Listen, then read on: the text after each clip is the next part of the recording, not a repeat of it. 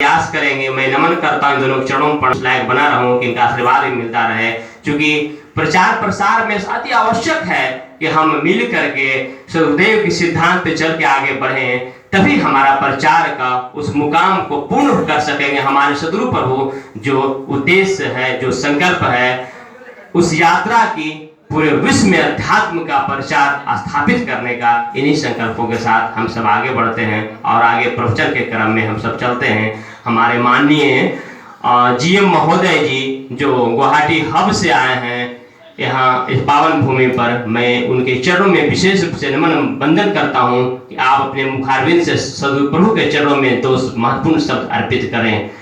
हमारे माननीय जीएम महोदय।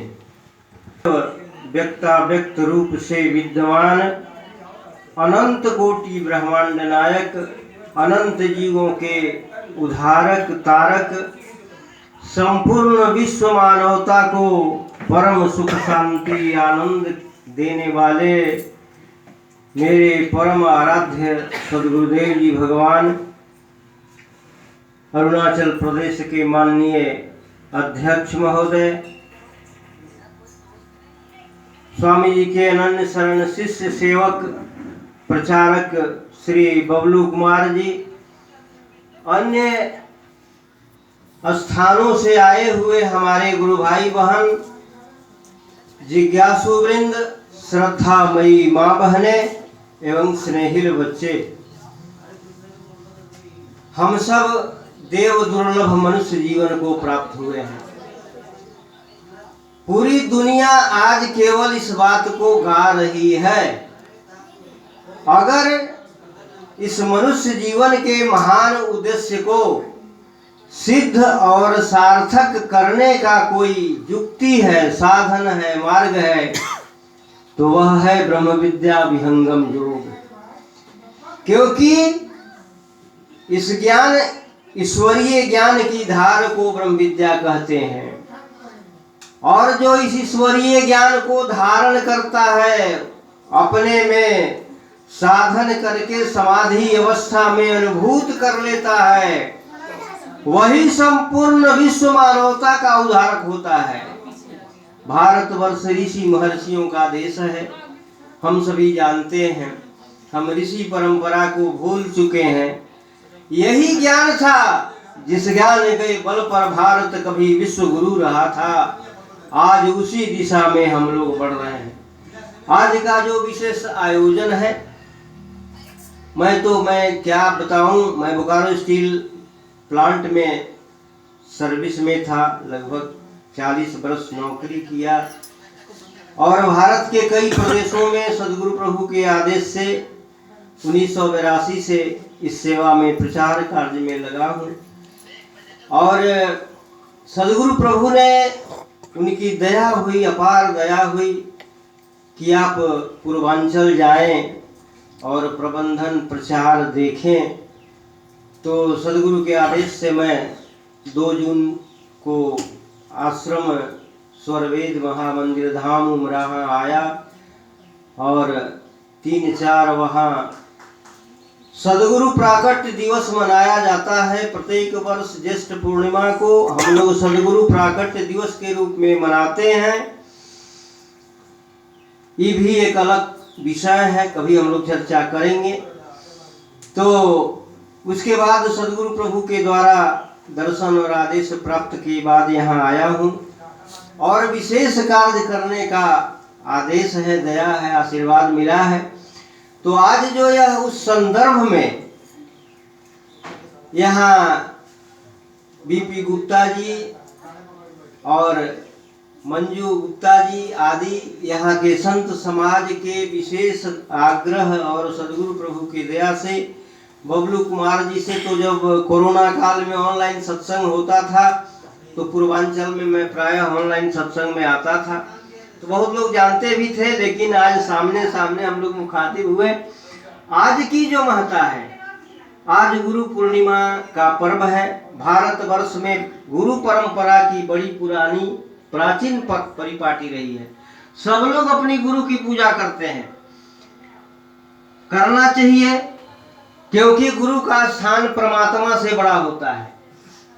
लेकिन एक प्रश्न है कि कौन गुरु है जो परमात्मा से बड़ा है और किस लिए है, किस माने में है। आज पूरी दुनिया केवल गा रही है भगवान शंकर। मैं जब यहाँ आया तो हमको वहाँ के लोग बताए कि यहाँ क्षर अक्षर नहीं अक्षर की बहुत चर्चा हुई। दुबे साहब यहाँ हनुमान जी के विषय में बताना है, भगवान शंकर के विषय में बताना है, और गणेश जी की पूजा क्यों करते हैं, उनकी क्या विशेषता है, उनके बारे में बताना है। रामायण गीता वेद में भागवत के बारे में। मैंने कहा कि यही तो सदगुरु की लीला है।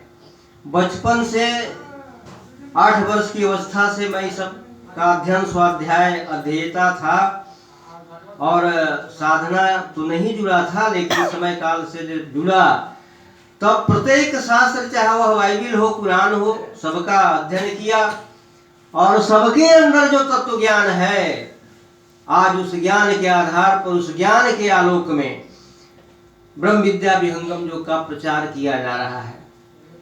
तो मैं जो निवेदन कर रहा था कि गुरु पूर्णिमा सब मना रहे हैं, गुरु की पूजा करनी चाहिए, लेकिन गुरु कौन? तो भगवान शंकर माता पार्वती को एक गुरु की महत्ता बता रहे हैं। एक पुस्तक है जिसका नाम है गुरु गीता। उसमें 200 श्लोक है केवल गुरु पर। और कौन बताया, कौन कहा? उस गुरु गीता के गुरु के महत्व को बताने वाले स्वयं भगवान शंकर हैं, जिसकी पूजा तो दुनिया कर रही है, लेकिन उसमें सारे लोग अपनी बातों को कहने के पहले कहते भी हैं गुरुर ब्रह्मा गुरुर विष्णु गुरुदेव महेश्वर, गुरु साक्षात पर ब्रह्म तस्मै श्री गुरुवे नमः। गुरु ब्रह्मा है, विष्णु है, महेश है। इतना कहने के बाद भी भगवान शंकर को क्यों कहना पड़ा कि गुरु साक्षात पर ब्रह्म? कौन गुरु है जो साक्षात पर ब्रह्म है? मेरे बंधु, परमात्मा एक सर्वव्यापक नित्य अनादि चेतन सत्ता है। उसका जन्म नहीं होता, उसकी मृत्यु नहीं होती, वह शादी ब्याह नहीं रचाता, वह बाल बच्चों को पैदा नहीं करता। जो सत्ता सर्वव्यापक है वो कैसे प्रकट होगा, क्यों प्रकट होगा? और कौन ऐसी सृष्टि में कार्य है जो परमात्मा स्वयं नहीं कर सकता है, जो प्रकट होकर एक देशीय और प्राकृतिक देह धारण करेगा? हाँ, देह धारण करते हैं बड़े बड़े महापुरुष। वो भी सिद्ध महापुरुष हुए हैं और शरीर में आकर के समय काल से अपने लक्ष्य को, ईश्वरीय आदेश को व्यक्त रूप में प्रकट किए हैं। भगवान कृष्ण ने गीता में क्या कहा कि अजो अपि सनाव्यात्मा भूतानाम ईश्वरः अपि प्रकृतिम स्वाम अधिष्ठाये संभवामि आत्माया। मैं अपनी प्रकृति को अधीन करके शरीर धारण करता हूँ, किया हूँ, हर कई युगों में आया हूँ और अपना कुछ कार्य करता हूँ, धर्म की स्थापना के लिए आता हूँ। भगवत गीता हिंदू सनातन धर्म के धर्मावलंबियों का सबसे महत्वपूर्ण सदग्रंथ है। कभी हम लोग इस पर चर्चा विचार से करेंगे, लेकिन आपको आश्चर्य होगा, भगवत गीता केवल भारतवर्ष में हिंदू धर्मावलंबियों के बीच नहीं है। भगवत गीता का चिंतन और रिसर्च विश्व के कई सभ्य देशों में हो रहा है। रसिया जो धर्म को नहीं मानता, कुछ दिन पहले आप टेलीविजन में, पेपर पत्रिकाओं में आपने देखा होगा कि जब रसिया गवर्नमेंट भगवत गीता को प्रतिबंधित कर दिया कि भगवत गीता समाज को तोड़ने वाला सदग्रंथ है, तब वहां भी गीता के मुझे देखकर आश्चर्य हुआ सुन करके, क्योंकि भगवत गीता के नाम पर भारतवर्ष में सबसे ज्यादा संस्था चल रही है। भगवत गीता के नाम पर बहुत संस्था चल रही है, लेकिन भगवत गीता क्या है, भगवत गीता का संदेश क्या है, भगवत गीता का उद्देश्य क्या है, भगवत गीता के हर एक पन्ना में क्या लिखा हुआ है? कुछ लोगों ने तो लिखावट को ही हटा दिया। कहते हैं भगवान श्री कृष्ण कि श्रीमद् भगवत गीता सु उपनिषदसु ब्रह्म विद्यायाम श्री कृष्ण अर्जुन संवाद अमुक अध्याय। भगवत गीता ब्रह्म विद्या का योग शास्त्र है, जिसको शिष्य गुरु परंपरा में वैदिक काल से दिया जा रहा है। उसी गुरु परंपरा में महर्षि वेद व्यास का आज जन्मदिन है। गुरु पूर्णिमा को महर्षि वेद व्यास के जन्मदिन के रूप में मनाते हैं। वेद व्यास कौन थे आप सभी जानते हैं कि 18 पुराणों के रचयिता थे। वेदों को संकलित किया, पुस्तक का रूप दिया। उनकी विशेषता उनके अंदर वर्णित तत्व ज्ञान के आधार पर, जैसे ऋग्वेद ज्ञान कांड है, ज्ञान की चर्चा आई है, ज्ञान के संबंध में ऋषियों का जो अनुभव है उसकी व्याख्या की गई है। इसके बाद कर्म कांड, उसके लिए यजुर्वेद को संकलित किया। फिर उसके बाद भक्ति के लिए सामवेद को संकलित किया। और अथर्ववेद हमारे ऋषियों की अपरोक्षानुभूति है, वह ऋषियों का वेद है। कितना सुंदर सिस्टमेटिक सजाया है। पहले ज्ञान, तब कर्म, तब भक्ति, यही संकेत है हमारे ऋषियों का। लेकिन आज तो ज्ञान है, नहीं है, जानते हैं, नहीं है, मानते हैं। विहंगम जो कहता है कि तुम पहले जानो तब मानो। यहाँ कोई कोरा अंधविश्वास नहीं है, कोरी भक्ति नहीं है। अंध परंपरा में, अन्य मान्यताओं के अंदर सदगुरु की पूजा नहीं है। हम सदगुरु को साक्षात परमात्मा मानते हैं।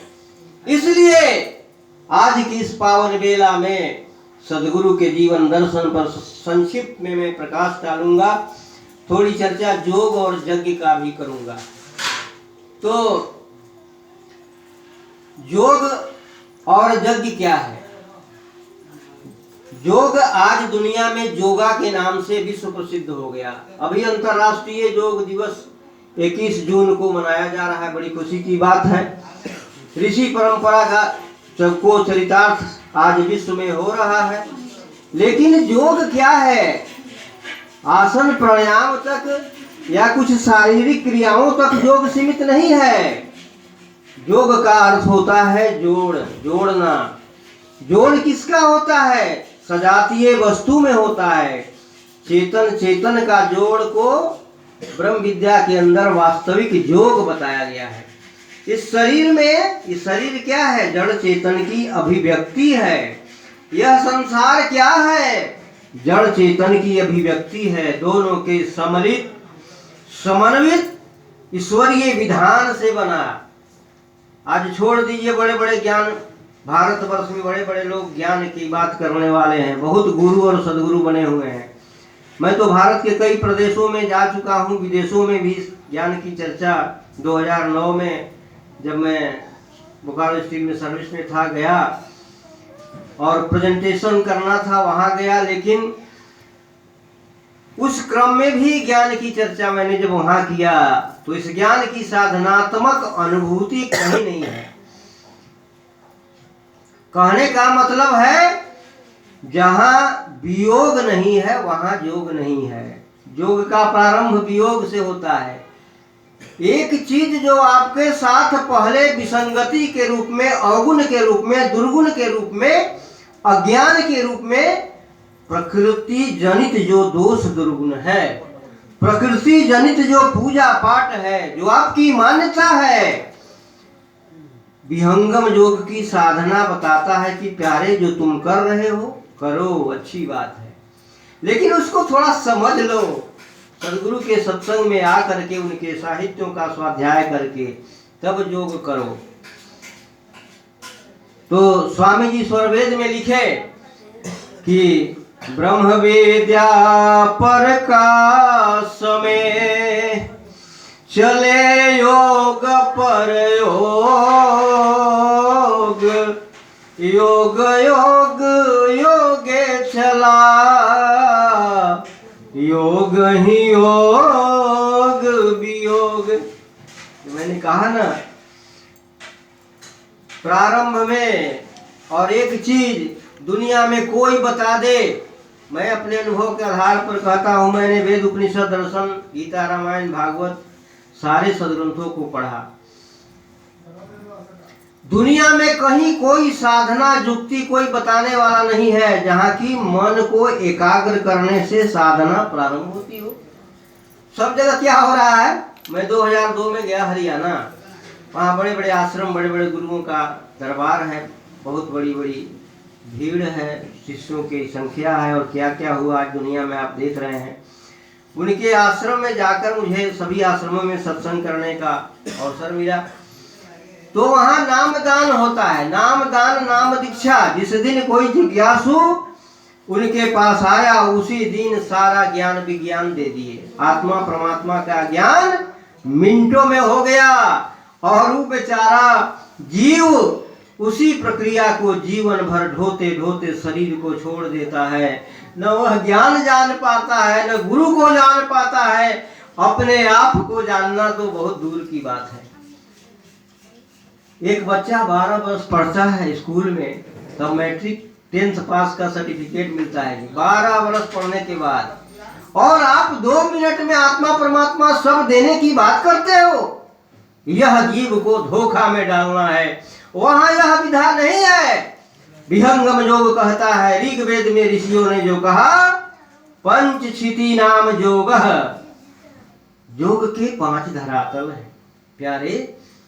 पहले मन को एकाग्र करो, फिर दूसरी भूमि में मन को शुद्ध करो, फिर तीसरी भूमि में मन प्राण को सूक्ष्म करो, चौथी में मन। आज दुनिया में कोई गुरु बता दे, मैं तो पूछ कर थक गया, देखा हूँ। आज 42 वर्षों से मैं प्रचार में घूम रहा हूँ। साहब की वाणी कहीं कहीं, आज संत मत के नाम पर, कबीर साहब के नाम पर बहुत पंथ है। उनसे पूछिए कि यह तन में मन कहाँ बसे, निकस जाए कहीं ठौर, गुरुगम है तो पकड़ लो, नहीं तो कर गुरु। और वही तो साहब कबीर ने कहा कि पहले मन को जानो, और मन को जान के उसको एकाग्र करो, नियंत्रित करो, शुद्ध करो, सूक्ष्म करो। क्योंकि मन और प्राण इस शरीर में आत्मा की शक्ति, ब्रह्म की शक्ति, परब्रह्म की शक्ति, मकर तार से आत्मा और परमात्मा का नित्य संबंध, एक ही मार्ग है। इसीलिए क्यों स्वरवेद में स्वामी जी ने लिखा, एक मार्ग प्रभु मिलन का, अन्य द्वार नहीं कोई, ब्रह्म विद्या प्रकाश में सहज योग रत होए। एक जगह मैं गया था प्रवचन में कि आप लोग तो कहते हैं एक मार्ग है, साहब तो कह दिया ऐसा बात, कबीर साहब तो ये बात नहीं कहे हैं। हम कहीं कबीर साहब ने क्या कहा जरा बताओ। तो उन्होंने कहा है कि नदिया एक घाट बहुतेरे, कि किधर से भी जाओ। अब हमको दिल्ली जाना है तो बहुत रास्ता है, कोई रास्ता से चले जाएंगे। मैं बोला कि ठीक है मेरे बंधु, प्रकृति में, संसार में, माया में, अज्ञान में, अधर्म में जाने के अनेक रास्ते हैं, लेकिन वह जो सत्य स्वरूप, हमारे अध्यक्ष महोदय ने कहा कि हम लोग को घबराना नहीं है। बहुत सुंदर बात इन्होंने संकेत दिया कि विहंगम योग के सत्संग में, विहंगम योग के ज्ञान में कम भीड़ होती है। यहाँ भीड़ की आवश्यकता नहीं है अधिक। भीड़ किसी ज्ञान का मापदंड नहीं है, भीड़ किसी सत्य का मापदंड नहीं है। सत्य का मापदंड है सत्य स्वरूप सदगुरु के ज्ञान से जुड़कर सत्य को अनुभव में प्रकट करना। और सारी दुनिया आज कहाँ है? आप इतना अज्ञा, मैं 12 ज्योतिर्लिंग में गया, सब जगह है। मैंने प्रश्न किया, एक जिज्ञासा वहां रखा कि यहाँ देश ही नहीं विदेश से, झारखंड में एक देवघर है बाबा धाम, विदेश से लोग आते हैं जल चढ़ाने। मैं गया था प्रचार में, पूछा कि एक मेरी जिज्ञासा है, मैं आपसे प्रश्न करता हूँ, आप बताइए कि यहाँ भगवान शंकर को जल ढारने लाखों लाख लोग आते हैं, लेकिन भगवान शंकर से आज तक किसी ने यह मांगा, ये भगवान शंकर हमको आत्मज्ञान दे दो, हमें परमात्मा ज्ञान दे दो, हमें जन्म और मृत्यु के चक्कर से छुड़ा दो, हमें त्रिताप दुख से निवृत्त करा दो। तो हमें तो मांगना भी नहीं आता है। हम क्या मांगते हैं? माया, संसार, दुख मांगते हैं तो दुख मिलेगा। गणेश जी की बहुत पूजा होती है। मैं महाराष्ट्र में रिटायर किया 2010 में, तो मैं गुजरात में था। गुजरात महाराष्ट्र में 8-9 साल प्रचार किया। भगवान गणेश जी की बहुत पूजा सब जगह, यहाँ भी देखा मैंने, सब जगह होती है। लेकिन गणेश जी के से आप मांगते क्या हैं, गणेश जी देना क्या चाहते हैं? समय कम है, मैं फिर कभी चर्चा करूंगा। कहते हैं आप आरती में कि अंधन को आंख देत, कोढ़ियन को काया, बाधिन को पुत्र देत, निर्धन को माया। आप माया मांगते हैं, माया मिलेगा। आप तो कभी भक्ति मुक्ति मांगे नहीं, आप तो जीवन में सुख शांति मांगे नहीं, आपको तो मांगने भी नहीं आता है। लेकिन विहंगम योग का गरीब से गरीब, दीन अधीन सेवक भी सदगुरु के दरबार में संसार नहीं मांगता है। और मंदिर में जब हम पूछा एक दिन हमारा यहाँ गुवाहाटी में कि भाई आप मंदिर में जाते हो, मैं पांडुनाथ गणेश मंदिर में सत्संग चल रहा था, विहंगम योग के नाम से अम्बुबासी मेला, विश्व प्रसिद्ध मेला, हर लाखों की भीड़, भंडारा चल रहा है, लोग आ रहे हैं, खा रहे हैं, जा रहे हैं। मैंने पूछा कि आप मंदिर में जब जाते हो तो आपकी आंखें क्यों बंद हो जाती है, आपका हाथ बरबस ऊपर क्यों उठ जाता है? तो बोले कि सर ये तो हमको मालूम नहीं चलता है, लेकिन हो जाता है। हम कहे कि मंदिर में बैठा हुआ भगवान कह रहा है कि प्यारे हम बाहर केवल नहीं है, बाहर तो तुम हमको बना के प्रतिष्ठित किए हो, हम तो तुम्हारे अंदर हृदय में है। अंदर जाओ, अंदर देखो, अंदर खोजो। कौन आज बताने वाला है? क्यों विहंगम योग महान है? क्यों हमारे स्वामी जी ही सदगुरु है? प्रमाणित करता है कि स्वामी जी कहते हैं कि अंदर जाओ। अंदर तुम बाहर कैसे आए हो? बाहर संसार में कौन ले जा रहा है? मन। अब आइए विहंगम योग की बात, बाहर कौन ले जा रहा है? बाहर स्वामी जी ने स्वरवेद में संकेत दिया, प्यारे बाहर बाहर खोजते अंतर की सुधि नाही, बिन सदगुरु पाओ नहीं, भटकी मरो जग माही। संसार में सारे लोग अज्ञान अंधकार में भटक रहे, प्यारे तुम मत भटको, मैं तुम्हें अब दुख के सागर में नहीं भटकने बहने डूबने दूंगा। इसीलिए परमात्मा बड़ी दयालु है। अब सृष्टि क्यों बनी, सृष्टि की क्या आवश्यकता थी, ये सब बहुत बड़ा विषय है अध्यात्म के अंदर, कभी हम लोग चर्चा करेंगे। जो काम परमात्मा नहीं कर सकता है न करता है, यही विधान है। सबका संविधान, सबका नियम है। इसीलिए साहब कबीर संत मत में क्यों लिखा कि हरि से जन तू हेत कर, कर हरिजन से हेत, माल मुल्क हरि देत है और हरिजन हरि ही देत।